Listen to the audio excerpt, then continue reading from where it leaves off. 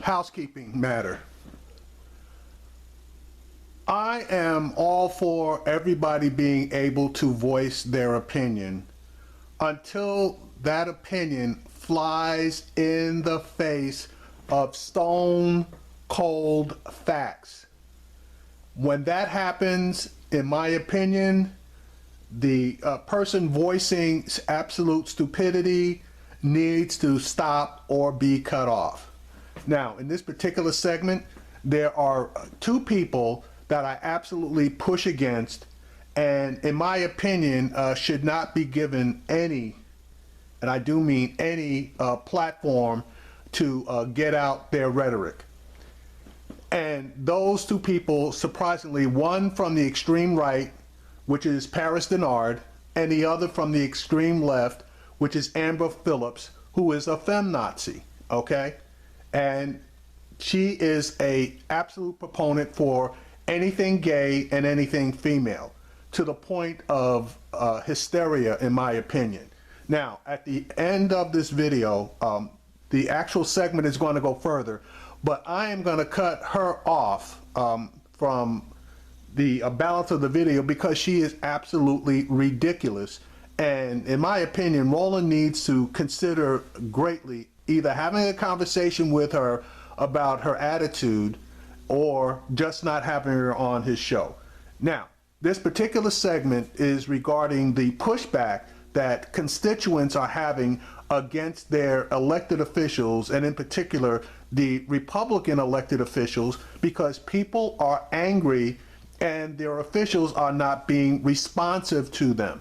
Now, there are some officials, and you're going to see Tom Cotton here, who finally is going to hold a town hall meeting where he's going to face his constituents. People, we vote for these people, and we vote for them in order for them to be advocates for us, not for themselves, not to put their own political agendas in front of the needs of the people. And that's why you're seeing all of these, and the majority of them, to be honest with you, that they're showing on TV are white people that are jumping up and down against these politicians. And in this particular case, it has more to do with something that's going to more than likely be taken away from them, which is their ability to have, not have access to, but to have health care, okay? And in my opinion, if other countries can do it, and do it for a lot less per capita than the United States, something is flipping wrong. And what, in my opinion, is wrong is the insurance companies, you know, have their thumbs on the scales along with the pharmaceutical companies. Okay? Now, let me play the clip, and I'll make a little commentary, or a lot of commentary, during the clip. But here is the backup for the panel discussion. Obamacare, improve it. Well, that's just one example of what Republican members of Congress are being confronted with as they hold town hall meetings in their districts this week. In addition to anger over Republicans' plan to dismantle the Affordable Care Act, constituents are also letting lawmakers have it on everything from Russia to veterans care. Even Senate Majority Leader Mitch McConnell in deep red Kentucky wasn't spared the anger. The veterans are sick, the veterans are broken down, they're not getting what they need. I am so unsettled. It feels like we got a juvenile running our country. Hear, hear.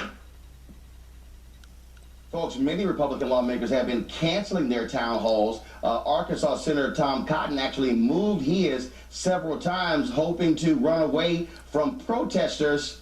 Folks, yesterday, a raucous crowd grilled him on a number of issues. More than 1,000 people waited in line for it to start, and they hit him on issues like education and health care. Do you support equity and opportunity, and will you promise to not cut the funding of our public schools in Springdale, Arkansas?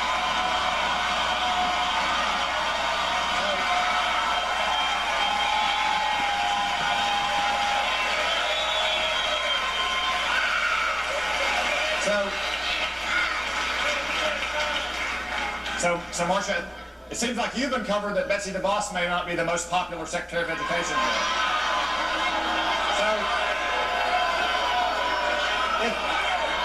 I would say this though,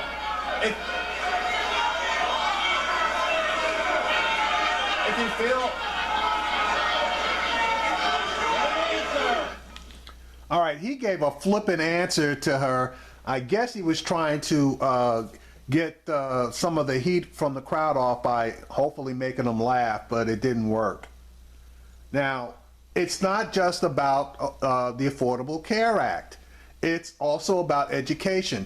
People are legitimately afraid of what is going down.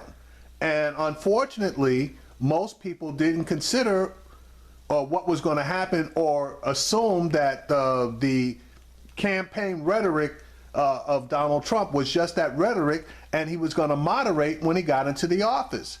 Unfortunately, they were wrong. And we are now seeing the aftermath of the election and coming to realize that elections have consequences.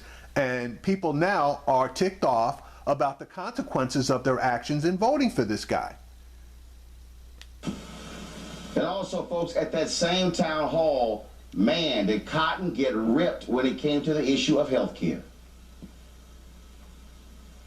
With dementia, Alzheimer's, and plus multiple other things. And you want to stand there with him at home, expect us to be calm, cool, and collective. Wow, what kind of insurance do you have?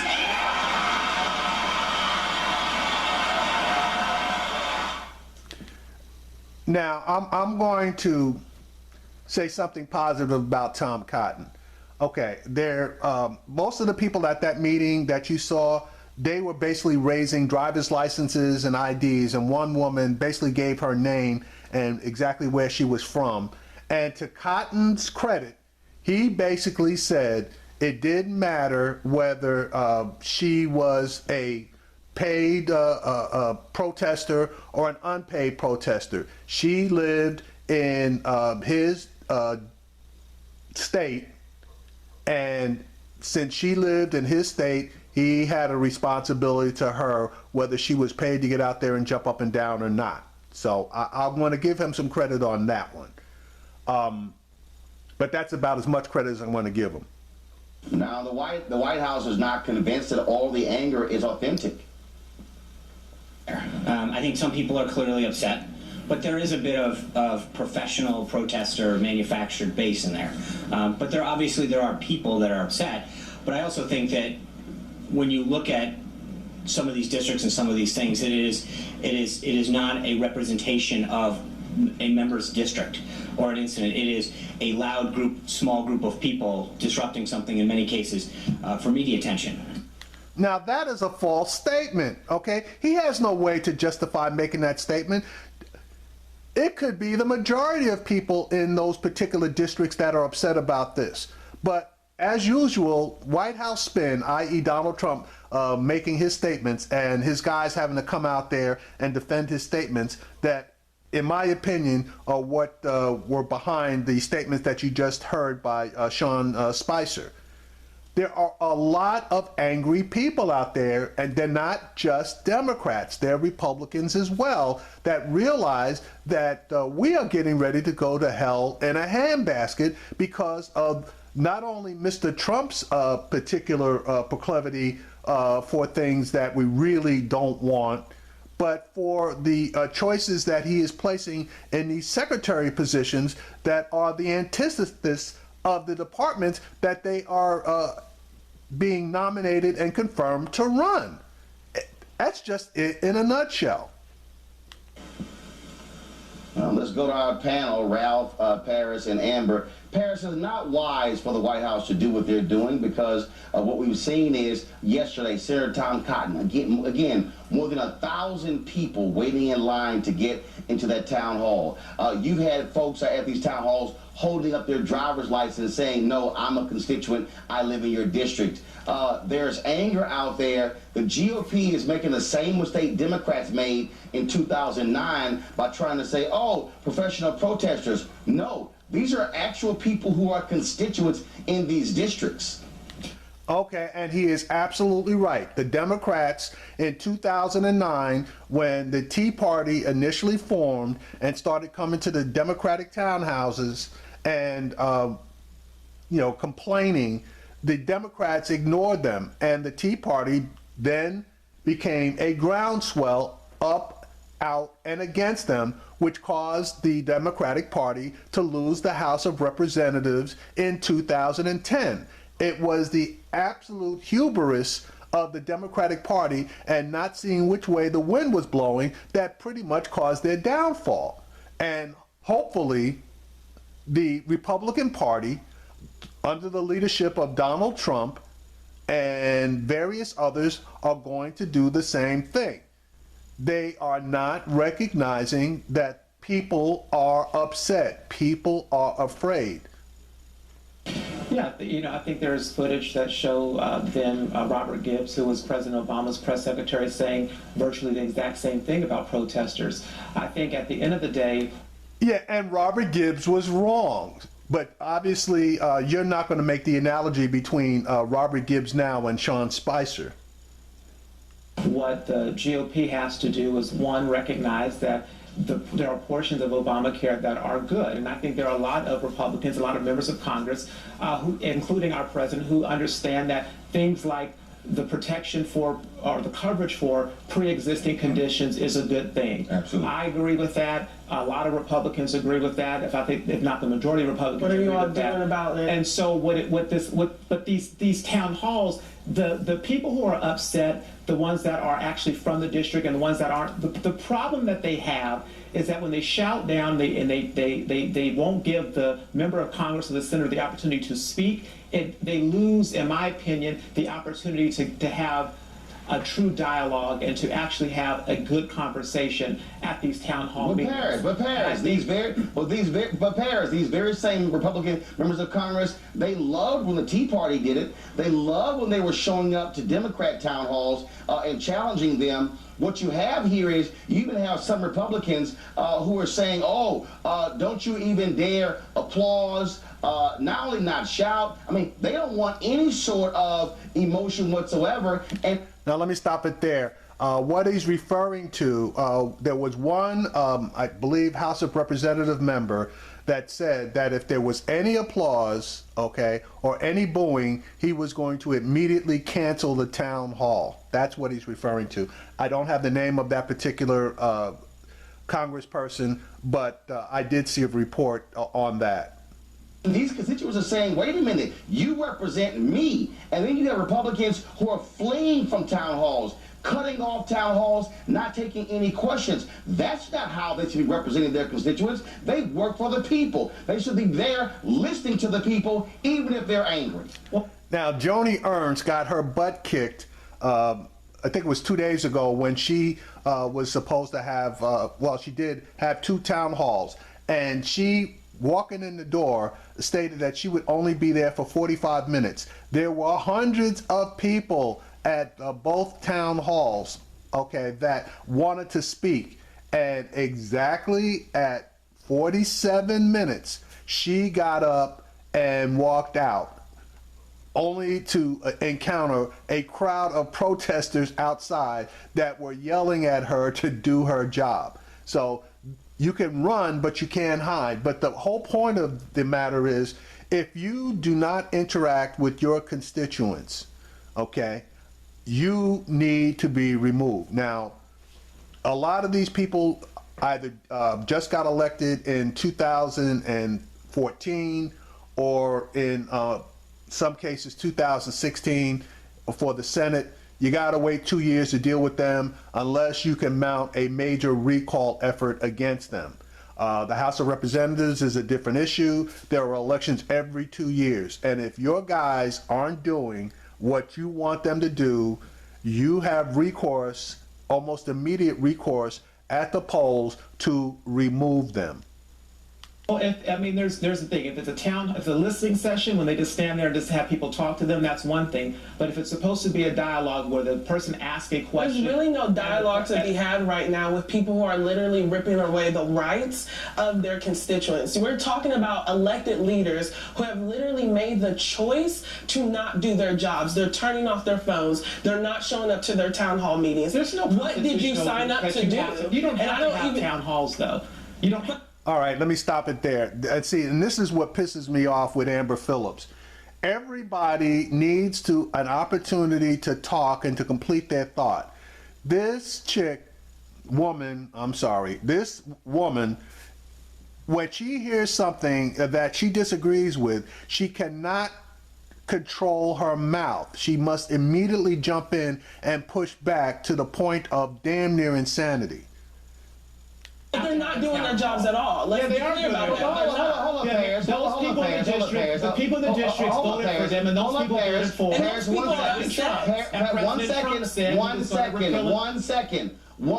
second, Paris. When you say they don't have to have town halls, Donald Trump has his rallies. Ralph, that makes no sense to me. And that is this here. Show me any other way where constituents are able to dialogue with their member of Congress in a significant way. So if you don't hold the town halls, how are you gathering with the people? No. Here's the problem, Ralph. These Republican members of Congress, just like the Democrats, don't like the fact that they're getting pushback from their own constituents and having to explain themselves. Well, first I want to give a shout back to Paris. Paris is absolutely right. Are y'all are you going to let us speak? You're just going to talk over all of us. Okay, I got to give Ralph kudos because there she goes again, jumping in. It was Ralph's turn to talk. She needed to keep a goddamn mouth shut and wait for her turn, which she does get plenty of time throughout most of the panels that she's on with Roland. Amber, one second. Amber, 1 second. Ralph, go ahead, then Amber. There's a serious number of Republicans who agree that there are aspects of the Affordable Care Act that absolutely makes sense. And I have been on this show on numerous occasions, and I have said that whole repeal and replace is a great soundbite, but it's bad policy. Okay, and I'll agree with everything he says and is going to say, but he's missing the point. The point that Roland was making is that these elected officials are not being responsive. This isn't just about the Affordable Care Act. This is about the situation with the Russian hacking. This is the situation as far as the Betty DeVos and what's going to go down with education. This has to do with veteran affairs and the ability for veterans to get the care that they need. This has to do with the voting rights and voting suppression. This has to do with a lot of different things, and people have the right to voice their opinions when they feel that their elected official is not properly representing them in their individual and collective viewpoints on how things should be going and which way these guys should be voting. Well, first of all, they have no plan. I mean, there still is no plan. There are a number of plans that are out there. One of the plans is to allow insurance companies to offer their plans across state lines, which is one way that would increase competition. But Ralph, if that's one of the plans, why is it the Republicans are saying themselves, we have no plan? Why is it that President Donald Trump was pushing them hard saying, oh, I want this done fast? Now they're saying, hey, we may not be able to do this thing until 2018. And so even Breitbart has a story out today saying that there really is no plan in place for the Republicans to repeal and replace. That's why they're getting all this pushback. Now, Roland is 100% absolutely right. If you have 7 plans, and I put plans in quotation marks, you do not have a plan. A plan is what you are going to do. 7 plans are a bunch of ideas that you are considering, okay? And thus far, in my research, There is no one single plan that the Republicans are able to coalesce around. So, in effect, you have no plan. You have a lot of ideas, but you have yet for those ideas to be put together in one comprehensive plan in order to deal with the situation. You have no plan. Oh, there So are the a sound number like, there are a number of ideas out Just there, saying, there's no but there are a plan. number Because of there was plans never a that they plan are that was supposed to be looking in at, place and they're working outside through of the being details obstructionist of to those Barack separate Obama. One second, plans Amber, to see which plan Amber, actually There goes Amber again, jumping in. adds Second, the Ralph, go best. ahead. There are a number of ideas that are being considered in the administration to All right. to fix some of the problems of I got it. Obamacare. So they haven't consolidated onto hold on one now. plan yet. But Amber, it is very simple. They are running away from these town halls because they don't want to face the heat from constituents. Now, I'm stopping it right there because this feminazi black woman, instead of talking about the issue that they're talking about, she went on to attack Ralph Chittum's and Paris Denard, which in my book is 100% completely out of line, and Roland's going to have to do something about this. So, but the bottom line on this entire clip is the Republicans, just like the Democrats did in the past, are ignoring which way the winds are blowing. And if they continue to do so, there's going to be trouble as far as them maintaining their positions of power in 2018 and definitely in 2020. That being said, the people, and I'll say it again, are afraid, and our elected officials are doing nothing to calm the fears of the people. They are not listening to the people. They are, in effect, in a lot of cases, running away from the people. That is not what government is supposed to be about. It's supposed to be about representation. And even if something goes against what you personally believe, you were elected to represent the will of your constituents. And that's not what's happening right now. And again, Roland's got to do something about Amber Phillips and also Paris Denard. If I had my druthers, it's probably kicking Amber off because she's just absolutely ridiculous. Paris Denard, his opinions are, they can't be backed by any type of logic or fact. Just my opinion.